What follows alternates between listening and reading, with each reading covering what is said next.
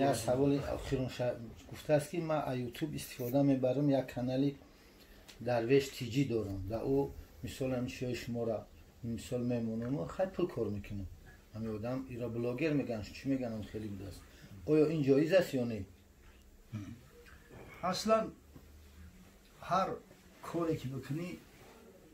مقدمه حرام نباشه با حرام وابستگی نباشه ایشون جایز است شریعت همه هر چیزی را که انسان اصلا اختراع میکنه ببینه ده جنبه داره هر چیزی باشه کمان را اختراع کردن با کمان شکار کرده میشود نفقه روزگار را تامین کرده میشود با کمان ملک دیار را میتونی که حفظ کنی اما با کمان انسان را کشته میشود وابسته با است که در چی استفادهش میبری همین کار دا ببینه کار قطعی مثلا زن این بچه تمامی کارهای روزگار را انجام میده امکان داره که با کار زن یک کس حلاک کنه برای هر چیزی که انسان اختراع میکنه ده جنبه داره اگر برای خوب خیر استفادهش کردی انشالله اجر و ثواب میگیری حلال و درسته نه که در راه بد استفادهش بودی البته که رهبر میشه این جای شک شبهه نداره به اون مقصد اساسی سوال کردن اینه که همچون وای حق مؤلف گفته شده مثلا او مسئله جایزیشه برای او پرسیدن که یعنی مثلا اگر شما هر وقتی که رخصت نداده باشید آیا مثلا موافقی همین چی حق تعریفی و یا حق ندارن که همین چیزشون مثلا اگر شما در عموم اگر اجازه داده باشید در عموم در کسی هم دیگه هر کسی که همین را برای بعضی کتابا میشه که مثلا اون مؤلف کتاب میگه که اگر کسی به خاطر خدا همین کتاب من را چاپ میکنه ترجمه میکنه میفروشه اجازه داره بعضی مؤلف هست که وای اجازه نمیده وای حق تالیفش باید حق کلام چند فایده باید برگردانده شود مقصد سوال گنده همینه که یعنی همچون تالیفات شما من استفاده میبرم استفاده میکنم پول کار میکنم از همینجا شما در عموم اجازه داده یا که مثلا بازی من مثلا حق دارم که همین روای کنم برکت بیاری حضرت صلی الله علیه و سلم میگه چی بسو شخصایی هستند که علم از یک کسی دیگر میگیرن اما فایده و منفعت برای مسلمان‌ها از اون صاحب علم بیشتر از زیادتر است اصلا این برادر من نمیشناسم خدا راستی نمیدونم اما هر کاری خیر است ما ضد نیستیم ما هیچ وقت مقصد که سخن خدا را به خاطر حقوق مبلغ نگفتیم نمیگیم هر کسی چی امکانی داره هر کس چی هنری داره در اسلام باید نشان بده اصل گپ همیه چی هنری داری همین سعی که یک فایده و منفعت به اسلام و مسلمان‌ها برسه لا اقل فایده و منفعت نمیرسه زیان و ضرر نرسه همین را مردیه ان شاء الله یک خواهر اسلامی بعد سلام و بخشش بسیار گفته است که شوهرم بسیار وقت مست میاد به خانه انا با زنها زنا میکنم به همین من زندگی کنم یا نه گفته است مرا لط و کوب میکند آیا با این گونه شوهر زندگی کردن جایز است التماس جوابش را گردانید چند سال بود است زندگی میکرد اکنون نگفته است همین قبول است که اصلا شوهرم الاخره زناگره میاد با لط و کوب میکنه آیا با زنهای بیگونه زنا میکنه آیا من به همین زندگی کنم یا نه اصلا همین در نکاح پیغمبر صلی الله علیه و سلم همین کفر را تاکید کرده است تخیر لنطفکم وانکحوا الاکفاء حضرت میگه برای اما نطفات و برای تخمتان مقصد که زمین خوب اختیار کنی و وقتی که نکاح میکنه زن بگیره کوشش کنه که هم کفوی خودتون بگیره هم کف بگیره هیچ وقت مردی فاسق فاجر با زن صالحه هم کف شده نمیتونه اینجا عیب بیشتر از هم پدر و مادرها هست که اهمیت نمیتن ای خیلی کار داره و دکان داره و تجارت داره و فلان داره گفته این نگه نمیکنه که اوی همی مستقیم بنده خدا هست نیست و چی کار و بار مشغول عبادت شنبه کنه نمیکنه همین طرفی مسئله دینیش اهمیت نمیتیم و بعضی بیچاره همتری در عذاب و در مشقت میغلطند عیب اساسی را من در همین میدونم که شاید در وقت پدر و مادر نگه نکردن که در کی میتن عیب دویم همیشه در زنه اول زن و آخر زن و آنگه زن مرد اگر زن همت داشته باشه اگر اوی سعی داشته باشه اگر بخواه که مرد اصلاح کنه با خدا قسم خداوند تمام شرایط امکان براش فراهم می‌کنه خوف نمیکنه مرد که تمام خوفش کندن در کار نیست اصلاحش کردن میتونه یک زن پیش یک حکیم اومد تو همه شوهرم دردی سرای همین گیزله حقورت میکنه گپی خوب نمیزنه این کاری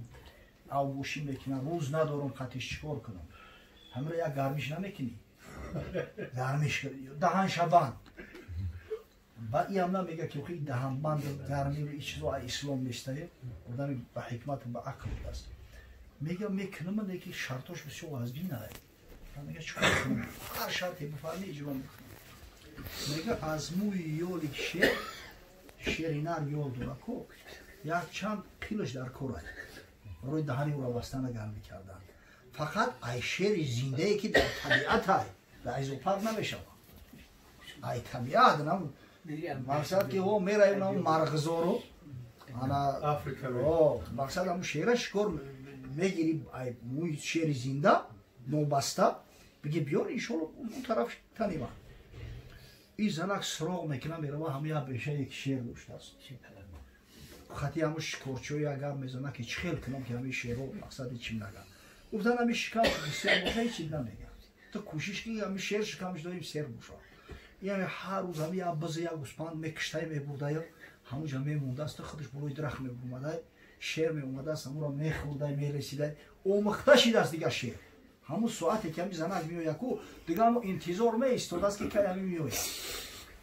بعدی چند مدت دیگه همین قضیه نزدیک میشود که میخوره در پیش شیر میسته شیر همون خوراک خورده است هیچ نمیگه یه روز دست شد روز میکنه سیلش میکنه که قرآن با همین یه روز استفاده میبره فرصت قیچی بوده دست قطعش چند مورا میبره و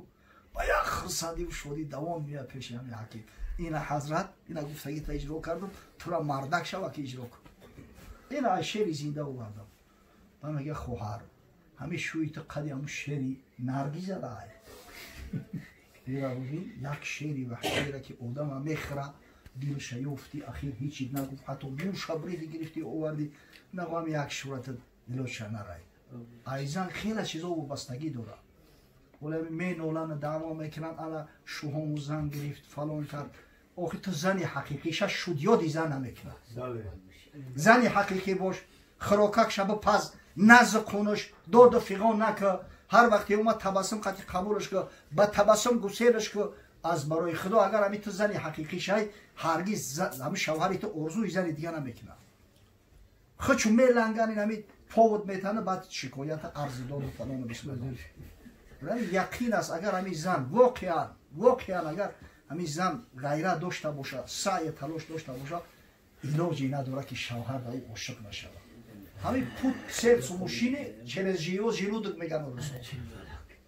همین شکمبکش سر که خراک دلخوش در وقتش بیار اما چند نجکونش در وقتی هم خراک خری آروم باش همین زنای صحابت یک تعلیم بگیری از برای خدا تمام زینت چونه در پیش ایشون میکردن همون چلوهای طلایی و گوشبرهای طلایی و گردنبندهای طلایی را در نزد شوهر استفاده میکردن در توی تماشای بیگناهانه همش گوشبر را نمیکنه که یکی خوب میرم نشکنه ایروی در اینجا گردنبند نمیکنم کی میبینش تو برای مردم گرفته یا برای شوتا در پیش شوت خطا زینت بته شوکی اومد خشروک خطا خشروک دیل کشل که همه ببیند حواسش کنه او بیچاره او مردک میوید خونه زنش میاد بوی اوغل کرده است گو تازه کرده است بیچاره و گو جوشیده است او زنکای بیگونه را میبینه همکاراش را میبینه همش عطر و پا زدگی بوی خشروک میکنن البته که بعد حواسش هر سه میره از زن بسیار چیزا وابستگی داره زنی خوب و فرمانبری پارسا کند مردی درویش را پادشاه او زنکی خوب باشه صالحه باشه پارسا باشه بخدا قسم همین مردی درویش پادشاه میکنه همون مردک هم شکرانه نعمتی پروردگار میکنه بخدا قسم پادشاه ها احتیاج به همین زن بسیار چیزا وابسته اگر همین زن بدونه که حق حقوق شوهر در زیمش داره حتی پدر و مادرش نداره انا لا عقل چخیلی که پدر و مادر احترام میکنه شوهر احترام کنه پدر و مادر شوهر احترام کنه انشالله در زندگیشو یکون مشکلی نمیشه خیلی بعضا یکون زندگی به نشه به فراز نمیشه به شکست ریخ نمیشه یک هم بود یک میشه اما حل شونده کو ایو دویدن گسله تو کادونه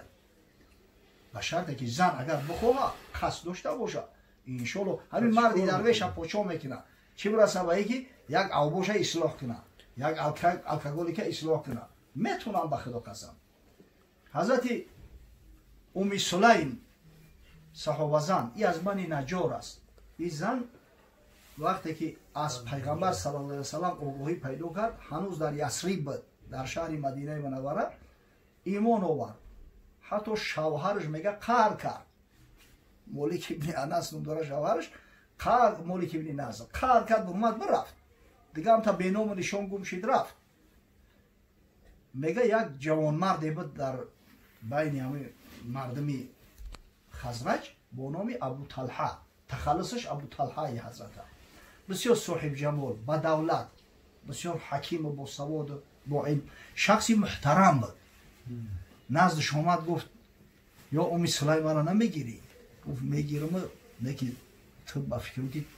аму маҳрияро дода наметунӣ гуфт ба худо қасам ҷон наметун барои ту маҳриярам гапай ман ҳамин вақташ ошиқи туам мақсад ҳамин розӣ бошӣ ҳар маҳре бифарми бифар ай духтари катара маҳри зиёдтон метавон гуфт маҳрияи ман калимаи шаҳодати ту ин ҳамин калимаи шаҳодата бу мегирам моли дунё дар корам нестай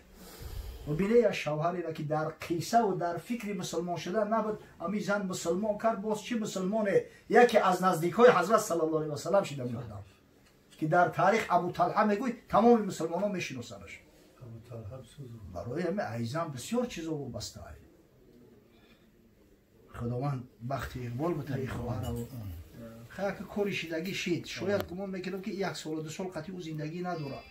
агар ба шарте ки саъй куна ва ҳамун шавҳара ислоҳ куна иншоалло ҷиҳод дар роҳи ҳақ кардааст мақсадш ки ҳамун зиндои кам ягон чӣ надорад дар никоҳмон мега мушкил иҷае ки ҳамин зинокор мардум ду тоифа мешавад зинокорое ҳастанд ки зиноро наъузу биллоҳ ҳалол медонанд касе зиноро ҳалолу дуруст бидона ӯ аз доиратил ислом хориҷ мешавад ӯро занаш талоқ мешавад я ҷои гап нест аммо аксари зинокоро касое ҳастанд ки медонанд ки зино ҳаромаю аммо нафси худшона контрол карда наметавонанд мутаассифона даст ба ҳамин кор мезананд шахсе ки аи тоифа боша ӯ мақсад мусулмонай мусулмони фосиқ барои мо наметонем бигем ки ай назари шариат ки ҳар касе муртакиби гуноҳи кабира шудааст ӯ занаш талоқ мешавад агар чанде имом қуртубӣ дар тафсираш овардааст мега қавли уламои мутақаддим уламои пешинаи мо